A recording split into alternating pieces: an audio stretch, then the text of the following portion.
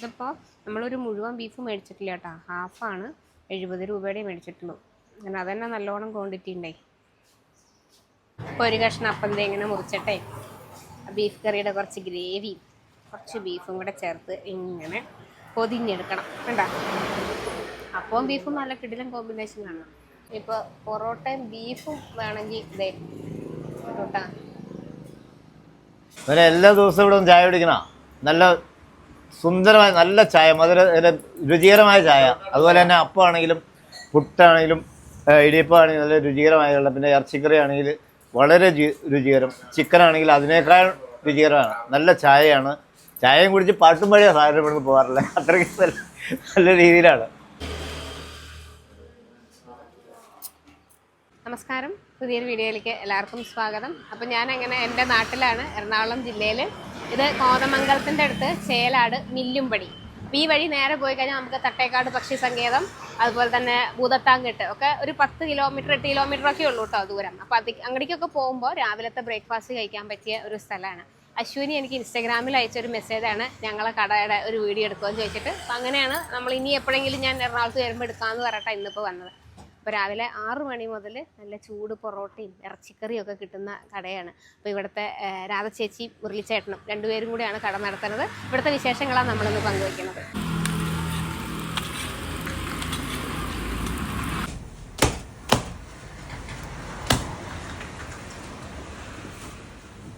അതിന് മുട്ട ഇവിടെ കോഴിയും താറാവുമാണ്. ആദ്യം കോഴിമുട്ട ബീഫ് കറി ആണെങ്കിലും പിന്നെ അപ്പത്തിന്റെ കൂടെയും ഇതിന്റെ കൂടെ ഇടിയപ്പവും പൊറോട്ടയും 3 ഐറ്റല്ലേ ഉള്ളൂ.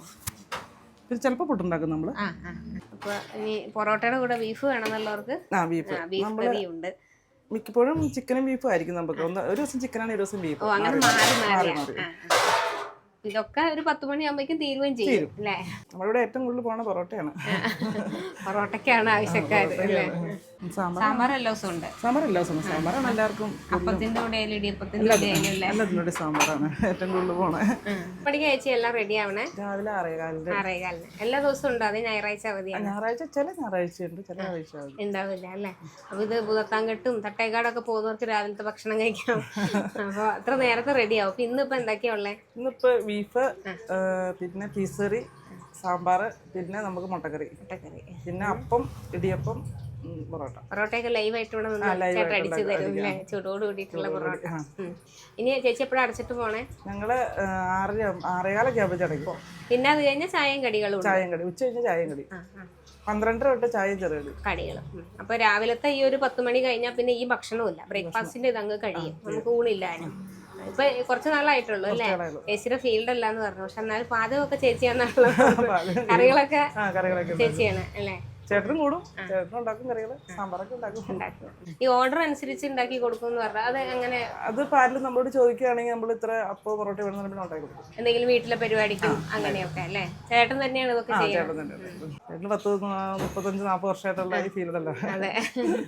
ബീഫ് കറിയൊക്കെ അപ്പൊ എത്ര രൂപയ്ക്കാണ് കൊടുക്കണേ? ബീഫ് കറി നമ്മള് സിംഗിള് 70 രൂപയ്ക്കും ഫുള്ള് 150 രൂപയ്ക്കും. ചിക്കൻ കറി 60 രൂപ.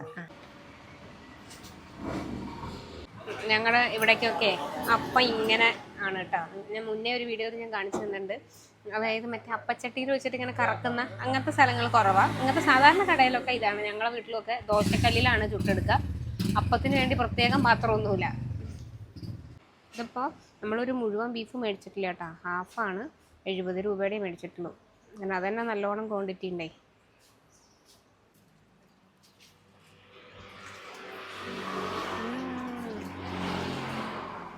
നല്ല സൂപ്പർ ബീഫും അതുപോലെ തന്നെയുള്ള അപ്പം.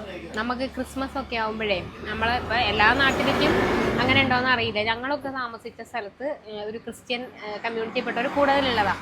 അപ്പോൾ ക്രിസ്മസിനൊക്കെ ഞങ്ങളെ അപ്പുറത്തെ വീട്ടിലേക്ക് വിളിക്കും. അപ്പം ഇതുപോലെയുള്ള ഈ അപ്പമല്ല, കള്ളൊക്കെ ഒഴിച്ച് വയ്ക്കണ കള്ളപ്പവും ഇങ്ങനത്തെ ബീഫ് കറിയും തരും. എനിക്ക് അതൊക്കെയാണ് ഓർമ്മ വരിക. അത് ചേച്ചിയാണെങ്കിൽ തയ്യലായിരുന്നു കേട്ടോ ചേച്ചിക്ക്. ചേച്ചിയുടെ ഒരു ഫീൽഡേ എല്ലാം എന്ന് പറഞ്ഞു. അങ്ങനെയൊന്നുമല്ല, സൂപ്പറായിട്ട് വെച്ചിട്ടുണ്ട്. എത്ര പറഞ്ഞാലും എനിക്ക് മതിയാവില്ല. നല്ല സൂപ്പർ ബീഫ് കറി. അപ്പം ആയാലും കേട്ടോ അങ്ങനെ വലിയ പുളിപ്പൊന്നുമില്ല, നിറച്ച് ഓട്ടയുള്ള അപ്പം എന്ന് പറയില്ലേ. അപ്പോൾ നമ്മൾ ഇങ്ങനെ ഓരോരോ സ്ഥലത്ത് പോയിട്ടേ ഓരോ സ്ഥലത്ത് പോകുമ്പോൾ ഓരോ ഭക്ഷണ രീതികളല്ലേ ഭയങ്കര വ്യത്യാസമാണല്ലോ, സംസാരിക്കുന്ന രീതി. അപ്പം ഞാൻ ജനിച്ചു വളർന്ന ഒരു പ്രദേശം അതിൻ്റെ അടുത്ത സ്ഥലങ്ങളൊക്കെ അത് ഇവിടെ ഞങ്ങളുടെയും തമ്മിൽ വലിയ മാറ്റങ്ങളൊന്നുമില്ല സംസാര രീതിയൊന്നും. ഞാൻ പിന്നെ കുറേ വർഷം തിരുവനന്തപുരത്തായപ്പോൾ എൻ്റെ ഭാഷയിൽ കുറച്ച് പാകപ്പെടുത്തലുകൾ വരും. ശരിക്കും അങ്ങനെ ചെയ്തുകൂടാ, ഭാഷ നമുക്ക് എന്താണോ അതാണ് നമ്മുടെ ഭാഷ. പക്ഷെ നമ്മളെ മറ്റുള്ളവർ കളിയാക്കുന്നൊക്കെ വിചാരിച്ചിട്ട് നമ്മൾ കുറച്ച് മാറ്റം തരുന്നില്ല. അപ്പോൾ ഇവിടെ വന്നപ്പോൾ ചേച്ചി ഇങ്ങനെ ഒരു 12 മണി മുതൽ പഴംപോളി ഉണ്ടാവും എന്ന് പറഞ്ഞു. അപ്പോഴാണ് ഞാൻ അങ്ങനെ വിചാരിക്കുന്നത് ശരിയാണല്ലോ, നമ്മളൊക്കെ പഴംപോളി എന്നല്ലേ പണ്ട് പറഞ്ഞുകൊണ്ടിരുന്നത്, പഴംപൊരി എന്നുള്ള വാക്ക് പിന്നീട് നമ്മൾ കുറച്ചും കൂടി മോഡിഫൈ ചെയ്ത് അതാണല്ലോ എന്ന് ഞാൻ അങ്ങനെ മനസ്സിലോർക്കുകയാണ്. ശരിയാണ്, ഞങ്ങളുടെ നാട്ടിലേക്കും ഞങ്ങളൊക്കെ പഴംപോളി എന്നാണ് പറഞ്ഞുകൊണ്ടിരുന്നത്. പക്ഷെ ഇപ്പോൾ പഴംപൊളി എന്നുള്ള പ്രയോഗമില്ല, എല്ലാവരും പഴംപൊരി എന്ന് കുറച്ചും കൂടി അതിനെ പോളിഷ്ഡാക്കി ഭാഷ. അങ്ങനെ കുറേ വാക്കുകൾ ഞങ്ങൾ ഒരു സാധനം കളയാന്ന് വെച്ചോ, ഇത് ഈ ഒരു ഇറച്ചി കഷ്ണം കളയാന്ന് വെച്ചാൽ ഞങ്ങൾ പറയും അത് അങ്ങോട്ട് കാട്ടിക്കളഞ്ഞോ, അത് എടുക്കണ്ട എന്ന് പറയും. ഞാൻ തിരുവനന്തപുരത്ത് വന്നിട്ട് കോളേജിലൊക്കെ കുട്ടികളുടെ അടുത്ത് പറയുമ്പോൾ അവരെന്നെ കളിയാക്കാൻ തുടങ്ങി. അപ്പോൾ കാട്ടിൽ കളയുക ടീച്ചർ, എവിടെയാണ് കാട് എന്നൊക്കെ ചോദിക്കും. അപ്പോൾ ശരിക്കും കാടുള്ളതുകൊണ്ടല്ല, നമ്മൾ അതങ്ങോട്ട് നീ കാട്ടിക്കളഞ്ഞോ, ഇനി അത് എടുക്കണ്ട ഇപ്പോഴും ഞാൻ പറയും. പക്ഷെ എന്നാലും ഇങ്ങനെ അപ്പോൾ ഞാനത് ശ്രദ്ധിക്കാൻ തുടങ്ങി. അതുപോലെ ചൂടുള്ള വെള്ളത്തിന് ഞങ്ങൾ ചൂടൻ വെള്ളം എന്ന് പറയും, ചൂടൻ വെള്ളം. അപ്പോൾ അത് ഞാൻ പറയുമ്പോൾ പിള്ളേർ ചൂടൻ വെള്ളമോ അതെന്തൊരു വെള്ളമാണ്, ചൂട് വെള്ളം എന്നല്ലേ പറയാം. ഇങ്ങനെ കുറേ അഡാപ്റ്റേഷൻസ് നമ്മുടെ ഭാഷയിലല്ല അവർക്ക് വരും. നമ്മളെ നാട് വിട്ട് വേറൊരു നാട്ടിൽ നിൽക്കുമ്പോൾ ആ നാടിൻ്റേതായിട്ടുള്ള എല്ലാ സ്വാധീനങ്ങളും നമ്മളുടെ ഭാഷയിൽ വരും.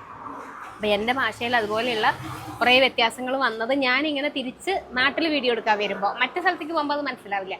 സ്വന്തം നാട്ടിൽ വീഡിയോ എടുക്കാൻ വരുമ്പോൾ അവരുടെ കൊളോക്കിയലായിട്ടുള്ള സാധനങ്ങൾ കേൾക്കുമ്പോഴാണ് ഞാൻ ഓർമ്മിക്കുക, ശരിയാണല്ലോ ഞങ്ങളും ഇങ്ങനെയല്ലേ പറഞ്ഞുകൊണ്ടിരുന്നത്, ഇപ്പം ഞാനും മാറിയല്ലോ, എൻ്റെ ഭാഷയ്ക്കകത്തും എൻ്റെ നാടിൻ്റേതായിട്ടുള്ള സാധനങ്ങളെയൊക്കെ ഞാൻ മാറ്റി വെച്ചല്ലോ എന്നൊക്കെ ഇങ്ങനെ വിചാരിക്കാം. അപ്പോൾ എന്തിനാ ഇപ്പോൾ പറഞ്ഞതെന്ന് വെച്ചാൽ നമ്മുടെ നാട് വിട്ട് മറ്റൊരു നാട്ടിലേക്ക് നമ്മൾ മാറിക്കഴിയുമ്പോൾ ആ നാട്ടിലെ ഭാഷയും നമ്മളെ സ്വാധീനിക്കും, അതാണ് പറയാൻ വന്നത്. അപ്പോൾ ഇവിടെ ഉച്ച സമയത്ത് നിങ്ങളിപ്പോൾ ഒരു 11 മണിക്ക് ശേഷമാണ് വരണമെങ്കിൽ ഇവിടുത്തെ ഏറ്റവും ഫേമസ് സാധനമാണ് ഇവരുണ്ടാക്കണ പഴംപൊരി. അപ്പോൾ അത് ഇതുവഴി വരണം. ഇപ്പം എനിക്കിനിപ്പോൾ അത്രയും സമയം നിന്ന് പഴംപൊരി കഴിച്ചിട്ട് പോകാൻ സമയമില്ല.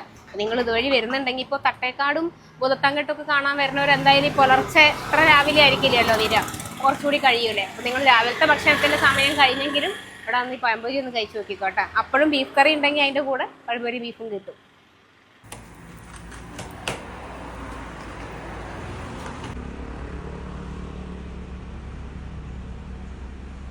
അപ്പോൾ ഞങ്ങൾ ഭക്ഷണമൊക്കെ കഴിച്ച് കഴിഞ്ഞിട്ട് അവിടെ നിന്ന് നേരെ തട്ടേക്കാട് പക്ഷിസങ്കേതത്തിൻ്റെ ഇവിടേക്ക് വന്നു. അപ്പോൾ ഒരു വലിയ ദൂരമൊന്നും ഇല്ല കേട്ടോ. അവിടെ നിങ്ങൾ ഇതുവഴി വരുന്നുണ്ടെങ്കിൽ ആ കട കഴിഞ്ഞിട്ട് ഒരു 7 കിലോമീറ്റർ 8 കിലോമീറ്റർ അടുപ്പിച്ചേ ഉള്ളൂ. നല്ല റോഡുമാണ്, മാത്രമല്ല കാടിൻ്റെ ഉള്ളിൽ കൂടെ നമ്മൾ വരുന്നത്. അപ്പോൾ എനിക്കത് അത്ര പുതുമയല്ല, കാരണം എൻ്റെ വീട്ടിലോട്ട് ഇതുപോലെ ഒരു 2 കിലോമീറ്ററോളം ഫോറസ്റ്റ് ഏരിയ കൂടെയാണ് പോണത്. പക്ഷെ അല്ലാതെ വേറെ ആളുകൾക്കൊക്കെ ഭയങ്കര കൗതുകമായിരിക്കുമല്ലോ, നല്ല രസമുള്ള ഒരു അന്തരീക്ഷമാണ്.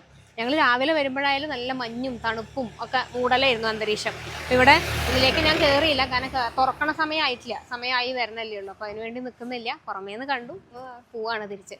അപ്പോൾ ഇന്നത്തെ വിശേഷങ്ങൾ അവസാനിപ്പിക്കുക. നല്ല ഭക്ഷണമാണ്. തട്ടേക്കാടിനോ അല്ലെങ്കിൽ ഈ പറഞ്ഞ പോലെ പിന്നെ ഭൂതത്താങ്കെട്ടിലേക്കൊക്കെ പോകുന്നുണ്ടെങ്കിൽ ഉച്ചയ്ക്കില്ല കേട്ടോ, അത് ഓർമ്മിക്കണം. കാരണം ഒരു 10 മണിക്കകത്ത് അവിടുത്തെ ഭക്ഷണം തീരും.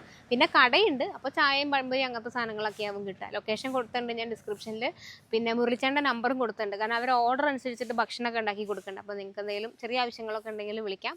പുതിയ കാഴ്ചകളും വിശേഷങ്ങളൊക്കെ ആയിട്ട് ഇനിയും വരാം.